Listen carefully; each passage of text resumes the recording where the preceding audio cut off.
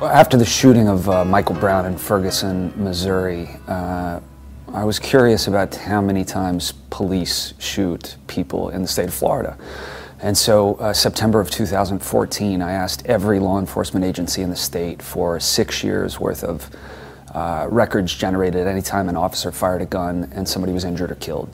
The stack of paper is taller than me. We've probably examined, 50,000 documents to include somewhere in the neighborhood of 775 reports which spell out the scenarios in which 830 Florida residents were shot. It was kind of like pulling teeth. It was very difficult to get some agencies to cough up records.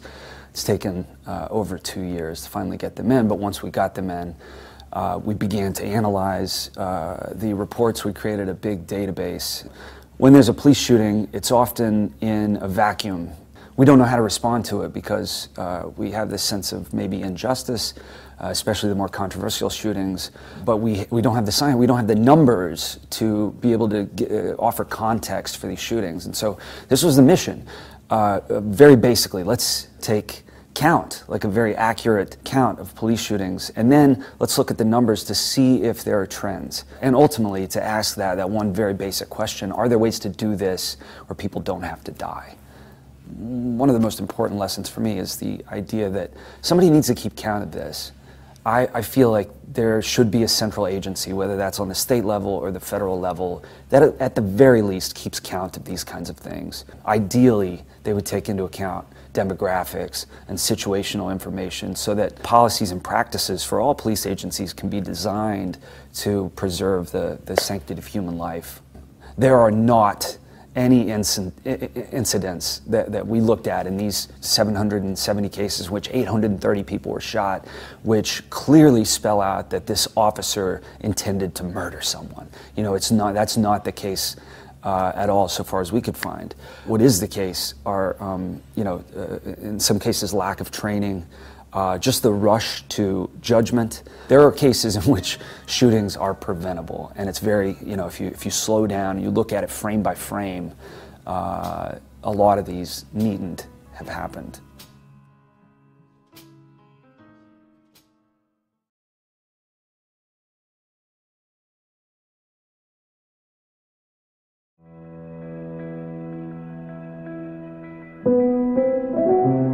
He was on his way to Montana. He wanted a homestead, and he wanted horses because he had his bridles and everything with him. He loved the back country, and he wanted to go there to see what it was like. So he said, I'm going to hitchhike to Montana. He had his tent, he had all of his equipment, he had everything.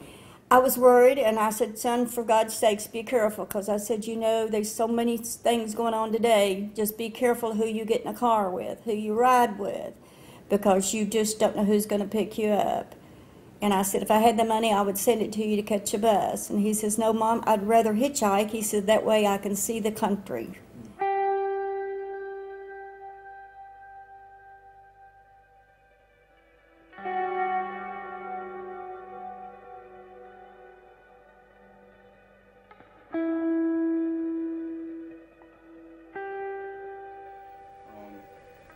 A few seconds later, I saw the opening of the tent, which was facing north, begin to unzip, and I saw some fingers there, and then as it opened up, male subject lunged out, and I saw his torso come out of the opening. As soon as I saw his torso come out of the opening of the tent, I observed the shotgun. As he lunged forward, it looked like he was almost diving out of the thing. I saw the barrel of the shotgun, and I yelled, gun. He was holding it and pointing it directly at me and looking at me. At that time, I drew my service weapon and engaged the subject. I was afraid of him shooting me. I was afraid he was going to kill me. So I engaged him. I think I shot 7 or 8 times. 2 Volusia County deputies come and told me that he'd been killed. And when I asked them by who, they said a state trooper. And I said, can you tell me anything? And they said, no. We can't tell you anything now, it's under investigation. How can you shoot somebody in the back 8 times if they're coming forward? They didn't give him a chance. They didn't give him a chance. The one sheriff said he unloaded at him and was fixing to reload. Well, I mean, if you shoot somebody in the back once, you're going to bring them down. Why keep shooting? You know, why keep pumping the bullets in them? And to me, that just is senseless. I'd like to see justice. I'd like to see justice. And I'd like to see these two policemen get justice. But I don't think it'll happen in my lifetime.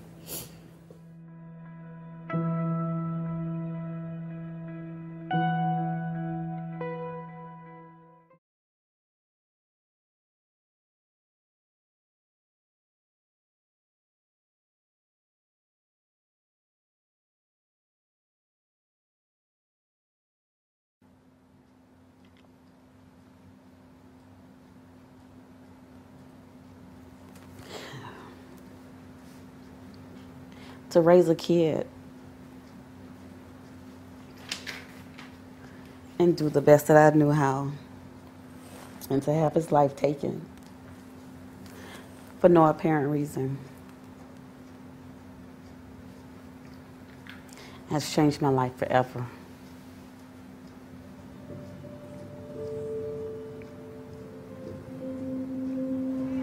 The evidence speaks for itself. These officers need to be held accountable. They are bullies behind the badges. I can't really describe my feeling towards those officers. The feeling, because how is it that you can, you know, shoot now and take someone's life and then ask questions later and then still remain on the force as if nothing happens? Except we come together, there won't be no solution. We have to hold each other accountable. Not just the police.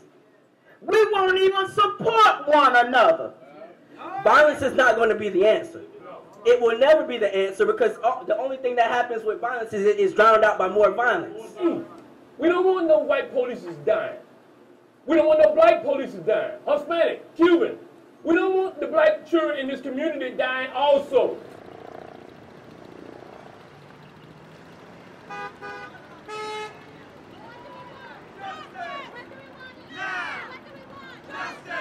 My name is Natasha Clemens. My son, Rodney Mitchell, was killed 4 years ago after graduating college, 6 months after graduating college. It actually happened right down the street here. A driver is dead and 2 deputies on paid administrative leave after a shooting in Sarasota last night at about 9:30. The sheriff's office tells SNN Local News 6 Deputy Adam Shaw and Sergeant Troy Sass tried to stop a white Jeep at Washington Court and 29th when the situation became more than a routine traffic stop.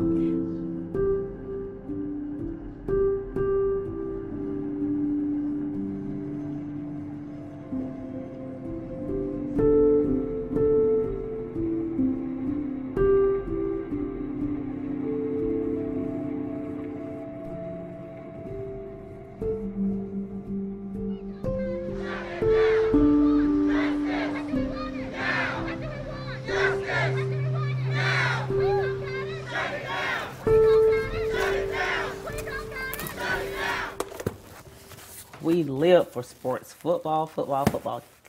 Just was determined to keep him busy.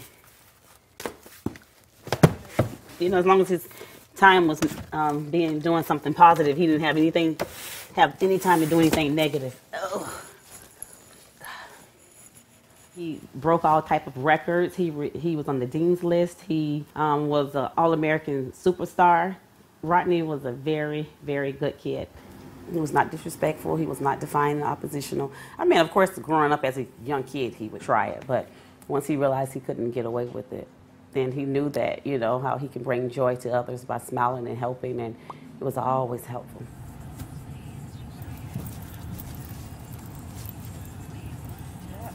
Right here. Oh, they put somebody next to Rodney. I haven't really had a chance to really actually grieve. I haven't had that opportunity. It's just so doesn't seem real.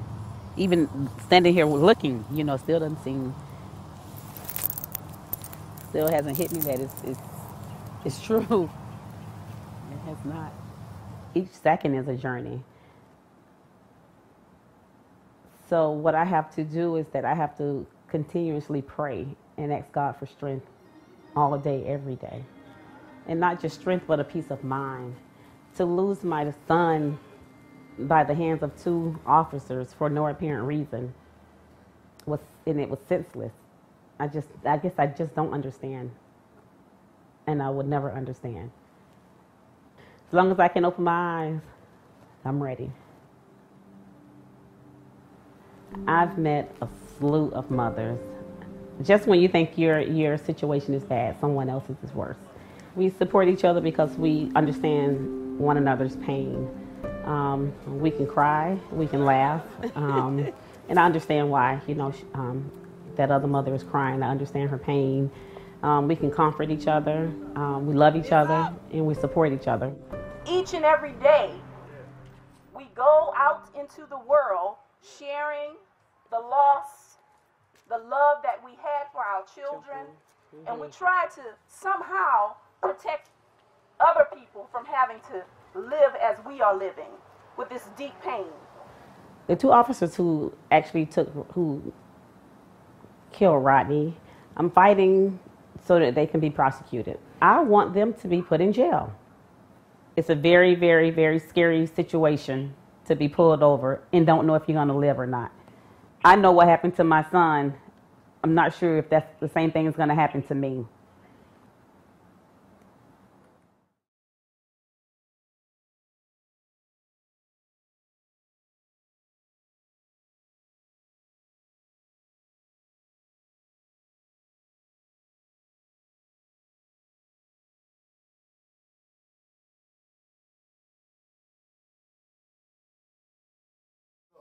You've got to bridge all the way up to send them off balance.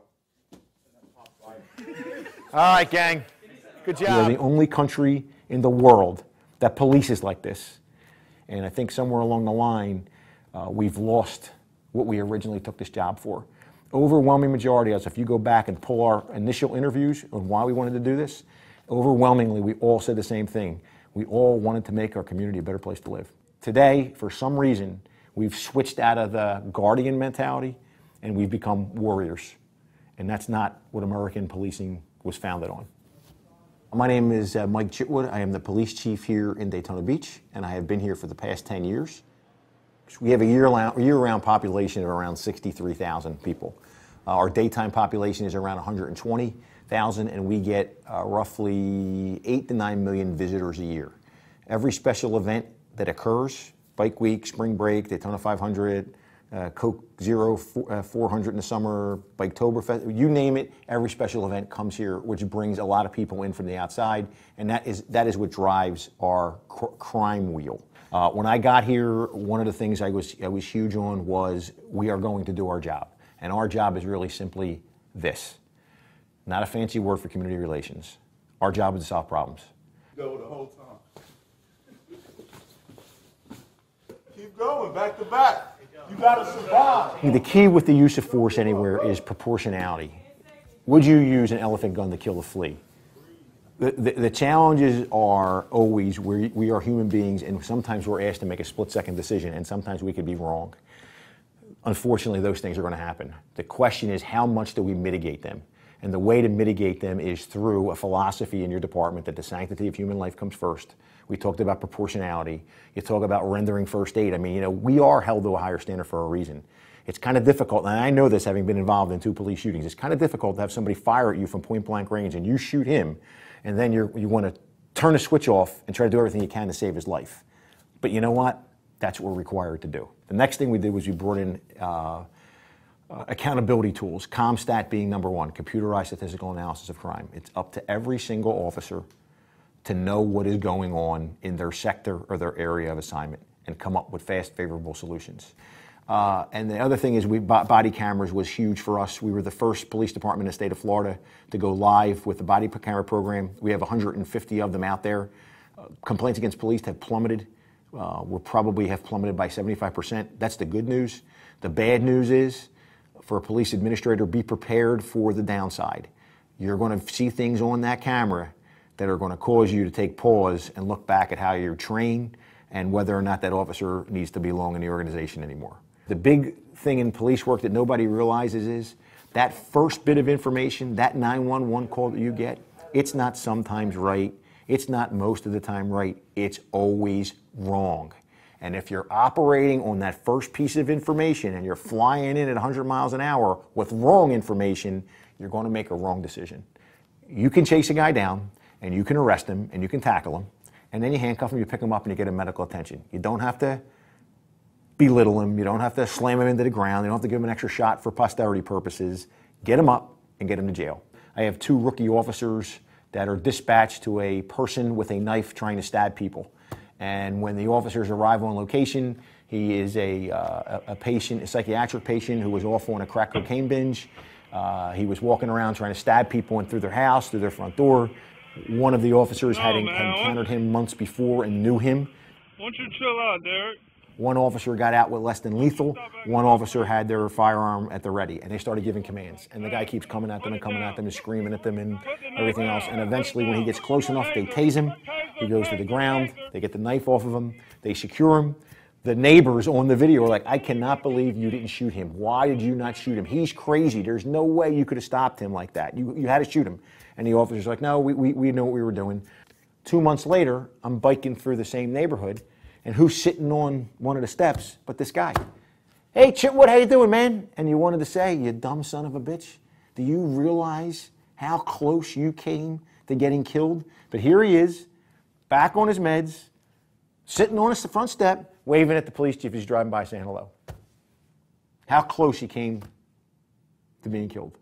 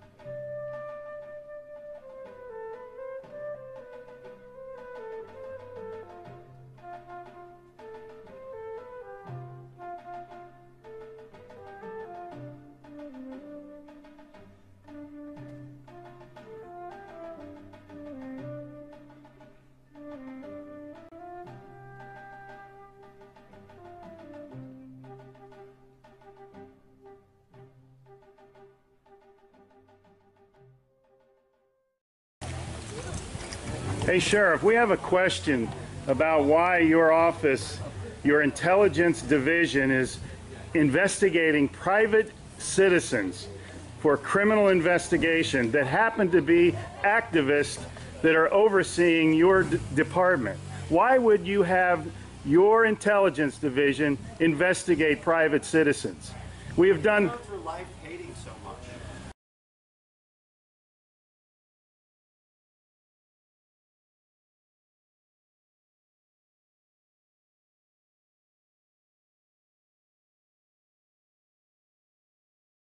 Sir, we don't hate anyone. We love freedom and we love American people.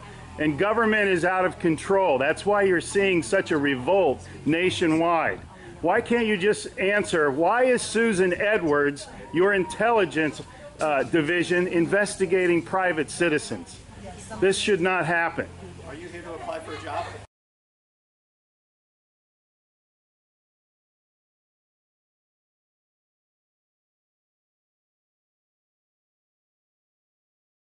Possibly I might be applying for a job, but that's irrelevant to my question. Why would you ask that question? Well, enjoy the fair. Okay. Excuse me. Excuse you? Excuse me, sir. So those of you that haven't been on a bike before, Sheriff's getting a little too pushy. You work for us, Sheriff. Just keep that in mind. At one time we respected you, but not with that type of attitude.